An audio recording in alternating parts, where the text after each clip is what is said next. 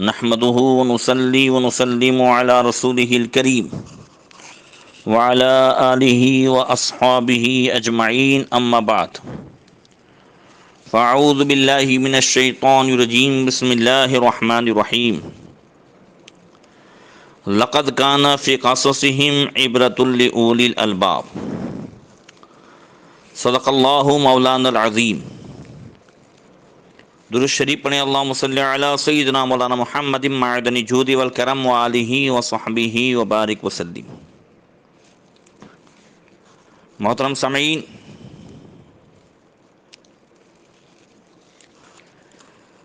درس تفسیر میں حضرت سیدنا آدم علیہ السلام کے حالات بیان ہو رہے ہیں۔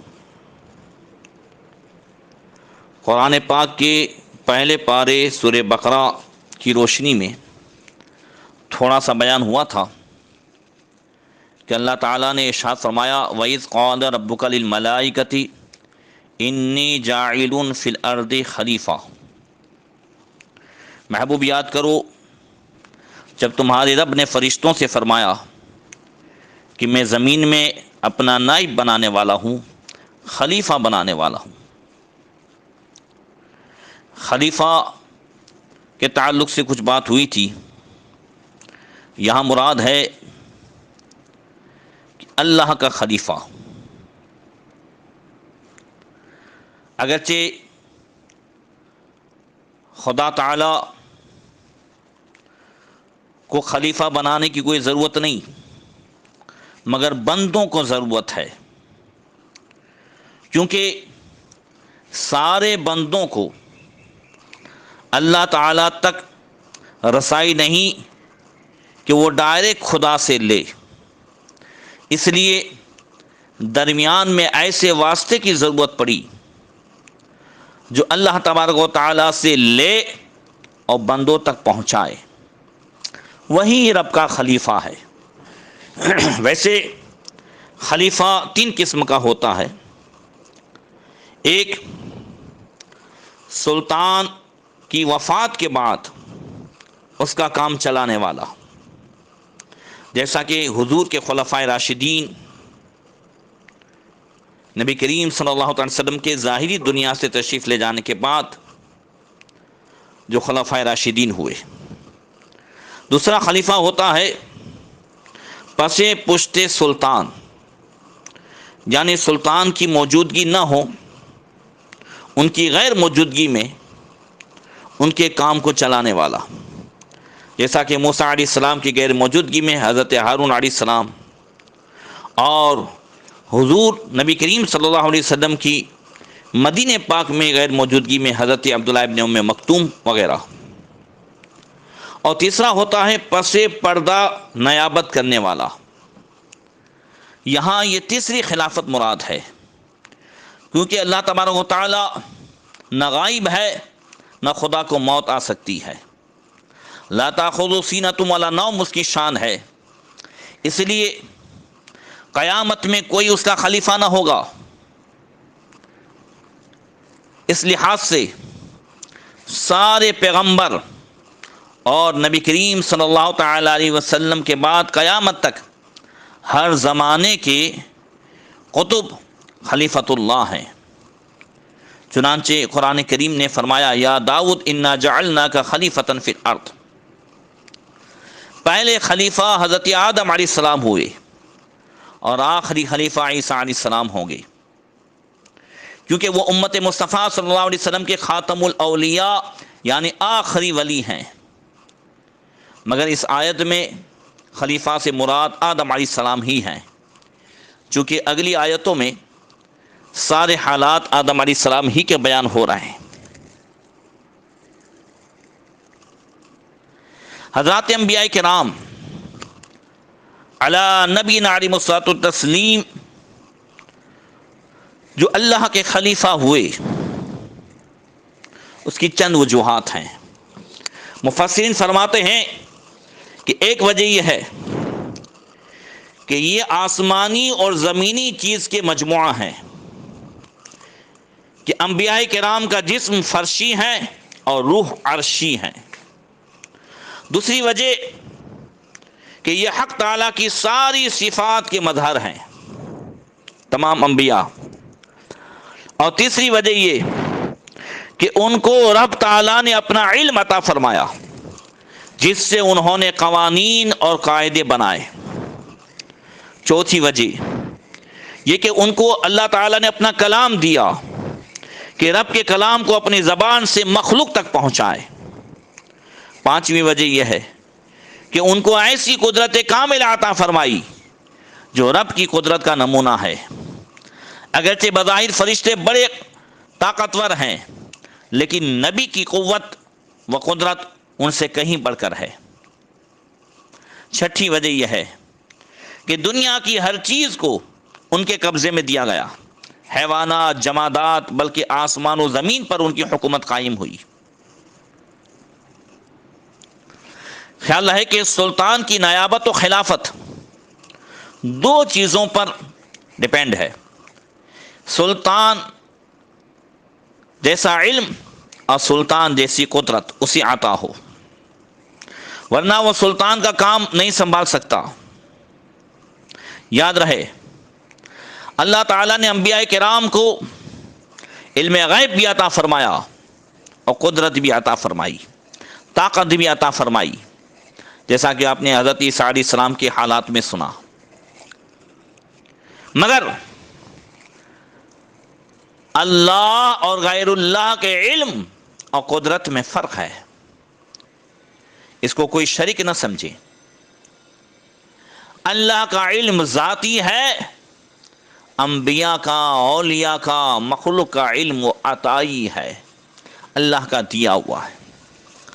اللہ کی قدرت ذاتی ہے، اس کو کسی نے دی نہیں ہے، اور انبیاء، اولیاء اور مخلوق کی قدرت یہ اللہ کی عطا کردہ ہے، عطائی ہے۔ اتنا ظاہر فرق ہونے کے بعد اب کسی کو انبیاء اور اولیاء کے لیے علم غیب یا قدرت ثابت کرنے میں شرک کا شبہ نہیں ہو سکتا۔ اسی طرح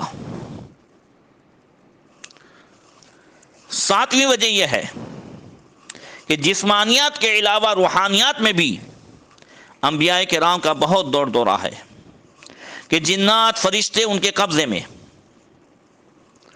اندازہ لگائیں نبی کی طاقت کا، کہ عرب کا ایک ناقہ نشین شہنشاہ آن کی آن میں زمین و آسمان کو طے فرماتے ہوئے وہاں تشریف فرما ہو کر آ گئے جہاں فرشتوں کا خیال بھی نہیں پہنچ سکتا۔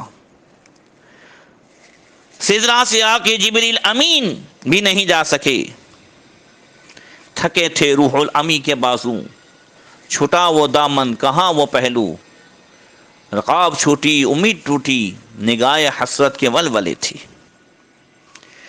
یہ تو قوت انبیاء کا کچھ ذکر ہوا۔ آج سائنس کے ایسے ایسے کرشمے ہیں جس نے انسان کی طاقت و قوت کو بالکل ظاہر کر دیا ہے۔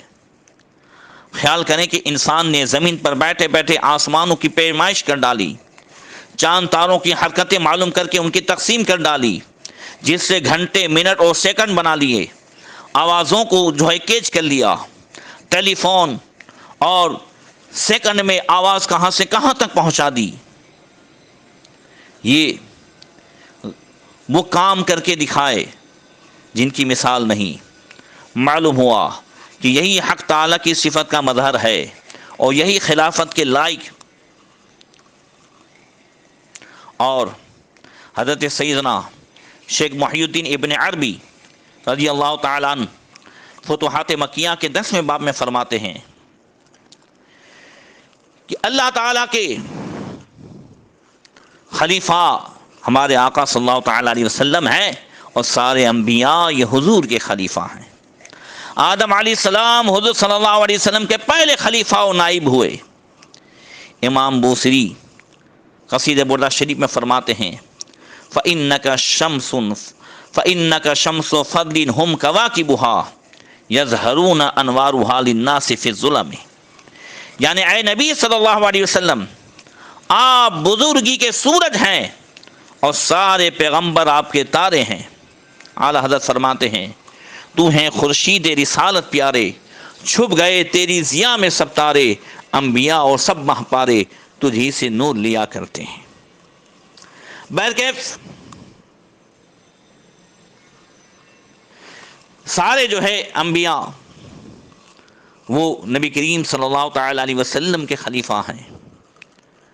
جب اللہ تعالیٰ نے فرشتوں سے فرمایا کہ میں زمین میں اپنا نائب بنانے والا ہوں، تو فرشتے بولے قالوا اتجعل فیہا، یہ وہ عرض ہے جو فرشتوں نے کی، بولے اتجعل فیہا من یفسد فیہا ویسفک الدماء، کیا تو اس میں ایسے کو نائب بنائے گا جو زمین میں فساد پھیلائے اور خون ریزی کرے؟ یاد رکھیے فرشتوں کا یہ کہنا کوئی اعتراض نہیں، بلکہ جو انہوں نے لوح محفوظ میں پڑھا یا جو انہیں حالات معلوم تھے اس تعلق سے انہوں نے یہ بات رکھی۔ فرشتوں نے سمجھا کہ انسان کی خلافت سے زمین میں زبردست خرابیاں پیدا ہوں گی، ایک فساد اور دوسرے خون ریزی۔ انہوں نے یہ اس لیے سمجھا کہ وہ لوح محفوظ میں دیکھ چکے تھے، اللہ تعالیٰ نے انہیں علم غیب بخشا کہ سعادت و شقاوت سے وہ خبردار تھے۔ اور یہ بھی یاد رہے کہ یہاں فرشتوں کے اس کہنے سے مراد یہ ہے کہ آدم علیہ السلام کی اولاد کا فساد پھیلانا اور اولاد آدم کا خون ریزی کرنا، نہ کہ حضرات انبیاء کرام۔ انبیاء کرام تو معصوم ہیں، ان سے کبھی کوئی گناہ ہو ہی نہیں سکتا۔ اور دوسری وجہ مفسرین فرماتے ہیں کہ فرشتوں نے اس لیے بھی یہ بات رکھی ہو کہ فرشتوں کو معلوم تھا کہ زمین میں آدم علیہ السلام کی پیدائش سے پہلے جنات آباد تھے، اور جنات نے بھی خرابیاں کی تھیں، اور جو چیزیں جنات میں تھی وہی چیزیں انسان میں بھی۔ جنات میں کیا تھا؟ شہوت اور غصہ، اور دو یہی چیزیں انسان میں بھی ہے، اور یہ چیزیں فرشتوں میں نہیں ہیں، لہذا ان دونوں کے کام بھی یک برابر ہوں گے۔ فرشتوں نے یہ سمجھا، خیال رہے کہ ان کی مراد فساد سے گناہ و بدکاریاں ہیں، چونکہ انسان میں شہوت ہے اس لیے وہ اپنے سارے اعضاء کو گناہوں میں خرچ کرے گا، اپنے کان سے چغلی سنے گا، غیبت سنے گا، گالیاں سنے گا، برائیاں سنے گا، اور آنکھوں سے نامحرم عورتوں لڑکیوں کو دیکھے گا، اور زبان سے کفریات بکے گا، جھوٹ، غیبت، چغلی، گانے، گالیاں، یہ سب جو ہے بکے گا۔ اس لیے انہوں نے کہا کہ چونکہ انسان میں یہ چیزیں ہیں اس وجہ سے وہ خونریزی بھی کرے گا، فساد بھی کرے گا۔ اور آگے کہتے ہیں فرشتے وَنَحْنُ نُسَبِّحُ بِحَمْدِكَ وَنُقَدِّسُ لَكَ، اور ہم تجھے سراتے ہوئے تیری تسبیح بیان کرتے ہیں اور تیری پاکی بیان کرتے ہیں۔ تسبیح وَنَحْنُ نُسَبِّحُ بِحَمْدِكَ، سبحان اللہ بھی ہم کہتے ہیں، الحمدللہ بھی کہتے ہیں، تجھے پاک بھی جانتے ہیں، اور تیرے لیے تمام صفات کمالیہ جو ہے وہ تیرے لیے ہم مانتے ہیں۔ سبحان اللہ تسبیح کا معنی یہ ہوتا ہے کہ ہر عیب سے اللہ کو پاک جاننا۔ وَنُقَدِّسُ لَكَ، اور تقدیس کا معنی ہوتا ہے کہ تمام صفات کمالیہ اللہ تعالیٰ کے لیے ماننا۔ تو فرشتوں کے کہنے کا معنی یہ ہوا کہ اللہ ہم تجھے تمام عیبوں سے پاک بھی جانتے ہیں اور تمام صفات کمالیہ تیرے لیے مانتے ہیں۔ ہم فرشتوں میں گناہ کرنے کا مادہ ہی نہیں، کیونکہ ہم میں نہ غضب ہے، نہ غصہ ہے، نہ شہوت ہے، نہ غرور ہے، نہ حسد ہے. ہمارے کام تو یہ صرف 3 ہی ہے کہ تیری پاکی بیان کرنا، تیرا شکر کرنا اور تیری عظمت بیان کرنا. لہذا اگر ہم کوئی اس خلافت سے سرفراز فرمایا جائے تو عین کرم ہوگا. جلالین شریف میں ہے وَنَحْنُ أَحَقُّ بِالِاسْتِخْلَافِ. ان کے کہنے کا یہ معنی یہ تھا کہ ہم جو ہے خلافت کے زیادہ حقدار ہیں، کیونکہ ہماری وجہ سے تیری زمین جو ہے وہ گندی نہ ہوگی. اللہ نے ارشاد فرمایا قال انی اعلم ما لا تعلمون.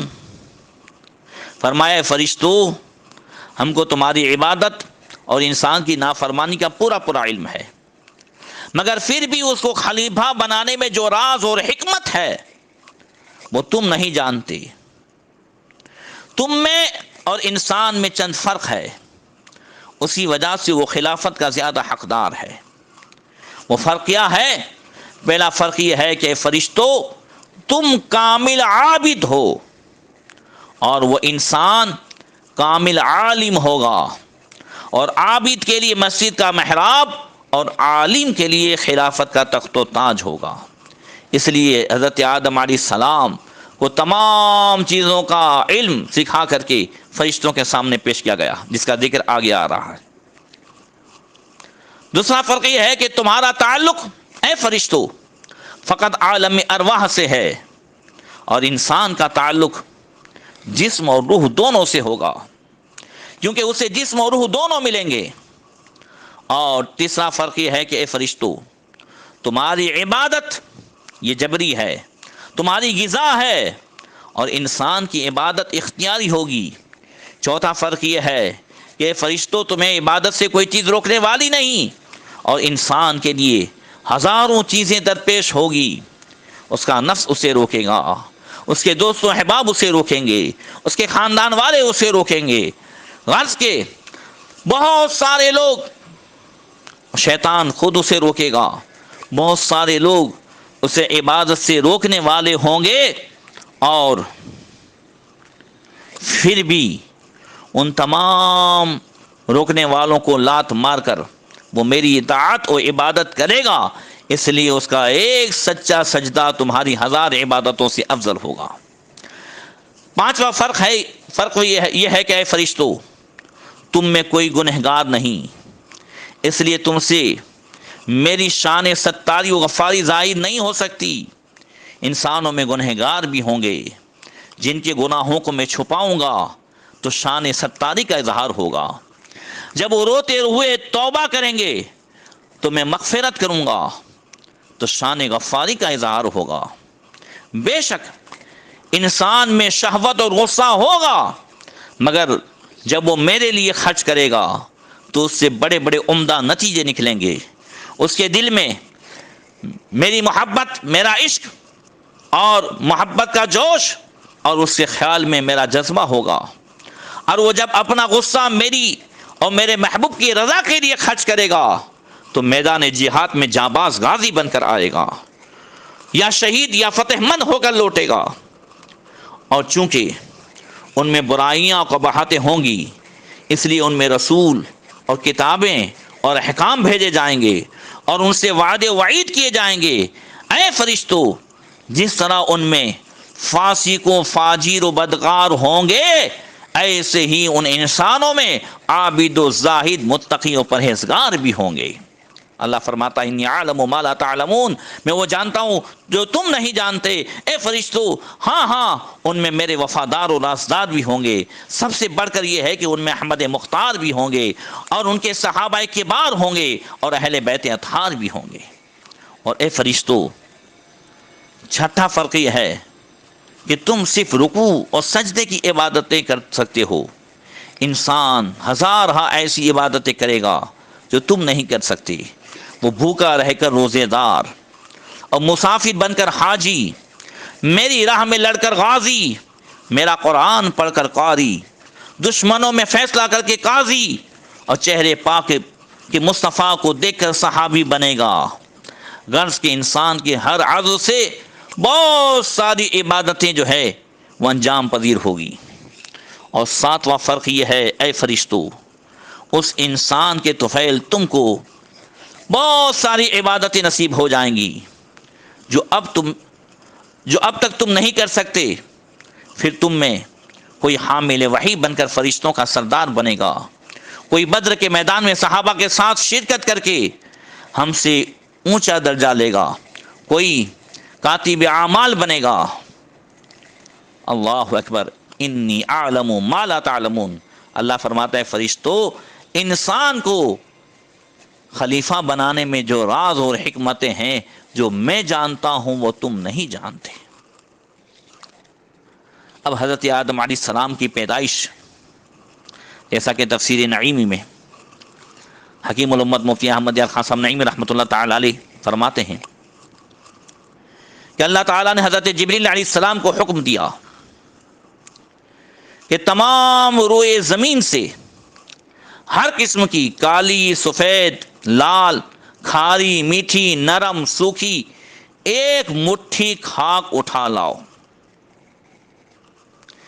کتنی؟ ایک مٹھی۔ یاد رہے یہ فرشتوں کی مٹھی ہے، اسے اپنی مٹھی پر خیال نہ کرنا۔ حضرت جبریل علیہ السلام زمین پر تشریف لا کر آپ نے جب خاک کو اٹھانا چاہا تو زمین نے سبب پوچھا۔ حضرت جبریل علیہ السلام نے سارا واقعہ بیان کیا کہ اسے انسان بنے گا۔ زمین نے عرض کیا میں اس سے خدا کی پناہ پکڑتی ہوں کہ مجھ سے خاک اٹھا کر انسان بنائے جس کی وجہ سے میرا کچھ حصہ جہنم میں پہنچے۔ حضرت جبریل علیہ السلام خالی واپس گئے اور عرض کیا اے پروردگار، زمین نے تیری عزت کی پناہ پکڑی، میں تیرے نام اور عزت کے ادب سے اس سے خاک نہ اٹھا سکا۔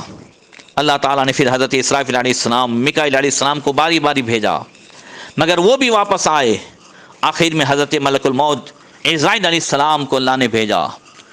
انہوں نے زمین سے کہا میں اللہ کے حکم کا فرما بردار ہوں، میں تیری عاجزی کی وجہ سے رب کی اطاعت نہیں چھوڑ سکتا۔ وہ ایک مٹھی خاک لے کر جیسے اللہ نے فرمایا تھا اللہ تعالیٰ کی بارگاہ میں پہنچے تو حضرت اسرائیل علیہ السلام کو حکم ہوا اے اسرائیل، اب انسان کی جان نکالنے کے لیے تمہیں مقرر کیا جاتا ہے، تم نے ہی اس خاک کو زمین سے الگ کیا ہے اور تم ہی کو اسے جو ہے ملانا ہے۔ اب انہیں حکم ہوا کہ اس خاک کو وہاں رکھو جہاں آج خانہ کعبہ ہے۔ فرشتوں کو حکم ہوا کہ اس خاک کا مختلف پانیوں سے گارا بنائیں۔ چنانچہ اس مٹی پر جو حضرت اسرائیل علیہ السلام نے جمع کی تھی، جو کعبہ شریف آج جہاں ہے وہاں رکھی گئی، اور 40 دن تک بارش ہوئی، 39 دن تک تو غم اور رنج کی بارش ہوئی اور 1 دن خوشی کی۔ اس لیے انسان رنج اور غم و ٹینشن میں زیادہ رہتا ہے اور خوشی میں کم رہتا ہے۔ پھر اس غارے کو مختلف ہواؤں سے اتنا سکھایا گیا کہ بالکل کھنکھنانے لگا۔ اللہ سورہ رحمان میں فرماتا ہے سلسال کالفخار، بالکل بچتی ہوئی مٹی سے ہم نے بنایا۔ پھر فرشتوں کو حکم ہوا کہ اس غارے کو مکے اور طائف کے درمیان وادی نعمان میں عرفات پہاڑ کے نزدیک رکھیں۔ پھر اللہ تعالیٰ نے خاص اپنے دست قدرت سے اس غارے کو حضرت آدم علیہ السلام کا قالب بنایا، جسم بنایا اور ان کی صورت تیار کی۔ فرشتوں نے کبھی ایسی پیاری صورت نہ دیکھی تھی، تعجب سے اس کے آس پاس پھرتے تھے، اس کی خوبصورتی سے حیران تھے۔ ابلیس شیطان، اس کو بھی یہ سارے اعلانات کی خبر ہو چکی تھی، وہ بھی اس جسم آدم کو دیکھنے آ گیا اور ان کے گرد پھر کر بولا اے فرشتو، تم اس کا تعجب کرتے ہو؟ یہ تو اندر سے خالی جسم ہے، جس میں جگہ جگہ سوراخ ہیں، ناک کا، آنکھ کا وغیرہ، اور اس کی کمزوری کا حال یہ ہے کہ اگر بھوکا ہو تو گر پڑے اور خوب سیر ہو کر کے کھائے تو چل پھر نہ سکے، اس خالی جسم سے کچھ نہیں ہو سکے گا۔ مگر پھر شیطان آگے کہتا ہے، بولا کہ ہاں اس کے سینے میں لیفٹ سائڈ ایک بند کوٹھڑی ہے، یعنی دل، خبر نہیں اس میں کیا ہے، شاید کہ یہی لطیفہ ربانی کی جگہ ہو جس کی وجہ سے یہ خلافت کا حقدار ہوا۔ پھر اللہ تعالیٰ نے روح کو حکم دیا کہ وہ حضرت آدم علیہ السلام کے جسم میں داخل ہوں۔ جب روح آدم علیہ السلام کے جسم میں پہنچی تو جسم کو تنگ اور تاریک پایا، اندر جانے سے ٹھہر گئی۔ بعد روایت میں ہے تب اللہ تعالیٰ نے نور مصطفیٰ کو حضرت آدم علیہ السلام کی پیشانی میں رکھا، وہ نور پیشانی آدم میں امانت رکھا گیا۔ اب حضرت آدم علیہ السلام کا جسم جگمگانے لگا، اب روح آہستہ آہستہ داخل ہونے لگی۔ اب اس سر میں تھی کہ آدم علیہ السلام کو چھینک آئی اور زبان سے نکلا الحمدللہ۔ اللہ نے ارشاد فرمایا یرحمک اللہ، یہی سنت اب بھی جاری ہے کہ جب چھینکنے والا الحمدللہ کہے تو پھر سننے والے پر ہے کہ وہ یرحمک اللہ کہے۔ اور جب روح کمر تک پہنچی اس کے بعد پورے جسم میں روح سرایت کر گئی۔ تب اللہ تبارک و تعالیٰ نے حضرت آدم علیہ السلام سے فرمایا کہ جاؤ فرشتوں کے پاس جا کر ان کو سلام کرو اور سنو وہ تمہیں کیا جواب دیتے ہیں۔ تب آدم علیہ السلام ادھر تشریف لے گئے، فرمایا السلام علیکم۔ فرشتوں نے جواب دیا وعلیکم السلام ورحمۃ اللہ۔ اللہ کا ارشاد ہوا یہی الفاظ تمہارے اور تمہاری اولاد کے لیے مقرر کیے گئے ہیں۔ حضرات انشاءاللہ تبارک و تعالی آگے جو ہے آئندہ کل بیان کیا جائے گا۔ اللہ تبارک و تعالی ہم سب کو، اللہ تبارک و تعالی نے جو امانت عطا فرمائی ہے، خاص کر کے وہ شریعت کی امانت، اللہ اس پر عمل کرنے کی توفیق عطا فرمائے۔ السلام علیکم ورحمۃ اللہ وبرکاتہ۔